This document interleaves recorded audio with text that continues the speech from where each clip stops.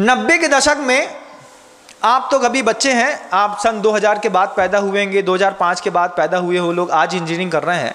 मैं आपको आज से 20 साल पुरानी बात बताऊं, 90 के दशक में अगर किसी लड़के के नाम के बगल से इंजीनियर शब्द लिखा हो, उसकी वैल्यू देखने लायक रहती थी। कोई कहे कि हमारा गवर्नमेंट कॉलेज में इंजीनियरिंग में एडमिशन हो गया है, तो बिना इंजीनियरिंग पास किए आदमी अपनी लड़की का संबंध उस लड़के के साथ करने के लिए तैयार होते थे। महाराज आपको कैसे पता? हमको पता है ना। कैसे पता महाराज?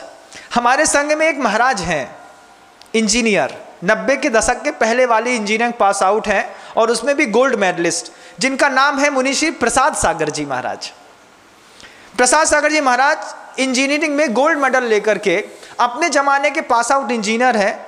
वो बताते हैं कि जब मैं अपने गांव सिहोरा जाता था, तो रात को जैसे मैं पहुंचा तो मैं सोता रहता था, मुझे सोते हुए देखने के लिए लोग आते थे कि भैया इनके लड़के ने गवर्नमेंट कॉलेज से इंजीनियरिंग कर ली है। उस समय इंजीनियर की इतनी बड़ी वैल्यू थी। आज इंजीनियर की वैल्यू कुछ नहीं है। आज पीएचडी पास आउट लोग जो रहते हैं वो झाड़ू लगाने के लिए निवेदन देते हैं कि भैया ये नगर पालिका में अगर मुझे झाड़ू लगाने भी मिल गई तो बहुत बड़ी बात है। लेकिन मुनीश्री प्रसाद सागर जी महाराज बताते कि जिस समय का मैं इंजीनियर था, मेरे पास सब कुछ था। लोग तरह तरह के संबंध आते थे, तरह तरह के लोग आते थे, बात करते थे, लोग हाथ मिलाना करते थे, फोटो खिंचाना पसंद करते थे। उस समय मेरा लगाव शुरुआत में उनके पिता के दिए गए आदर्शों के कारण ऐसा गरिष्ठ हुआ कि वो सीधे हर चीज़ से बचते हुए ना लाइफ में कोई इमोशंस क्रिएट किया, ना लाइफ में अपना कोई शॉर्टकट अपनाया, ना लाइफ में किसी भी अंडरस्टैंडिंग क्लियरिटी में बारे में कोई डाउट स्टैंड किया। बोले मेरे सब कुछ क्लियर था, एक अच्छा इंजीनियर कहाँ जाएगा? तो उन्होंने कहा ये इंजीनियर जो पैदा हुआ है ये सीधे गुरुवर श्री विद्यासागर जी महाराज के पास जाएगा। और वो गए, और आज वो निर्यापक श्रमण मुनीश्री प्रसाद सागर जी महाराज के नाम से पूरी दुनिया में जगत विख्यात हैं। उनका प्रेम, उनका वात्सल्य, उनकी करुणा, उनकी वैयवृत्ति का पूरी दुनिया में कोई शान ही नहीं है बंधु। आप उनकी वैयवृत्ति का अंदाजा नहीं लगा सकते कि जो साधु, मान लीजिए कभी किसी मुनि महाराज के शरीर से कोई अपशिष्ट पदार्थ निकल भी गया हो, कब साफ हो गया, कब फ्रेश हो गया, वो अंदाजा तक लगने नहीं देते। मैं उनको बार बार, जब भी मैं संघ में था, मैं उनसे कहा था संघ में हमारे एक विष्णु कुमार मुनि महाराज ऐसे हैं जो हाइट में कम है और फाइट में ज़्यादा हैं।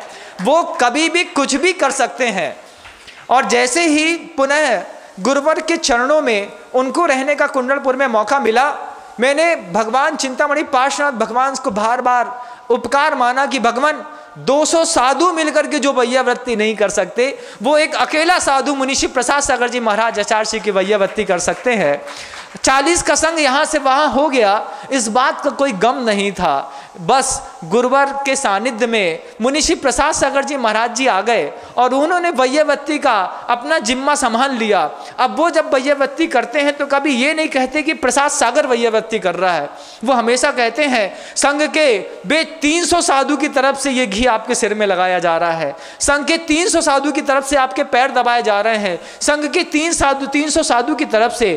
कभी उन्होंने ये नहीं कहा कि ये वैयवृत्ति मेरी अकेली है। हमेशा कहा महाराज जी, आचार्य जी, संघ में जितने साधु हैं सबकी भावना है, आप ये लगा लें, ये उपयोग कर लें, ऐसा कर लें। और इतने मधुर शब्दों के साथ वैयवृत्ति करते हैं।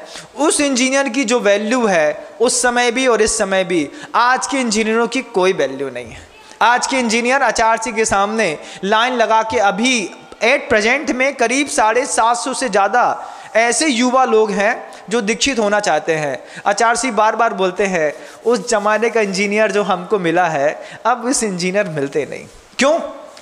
उस समय के एजुकेशन का वैल्यू था, उस समय के इमोशंस का भी वैल्यू था। आज हर चीज़ का वैल्यू फिनिश हो गया।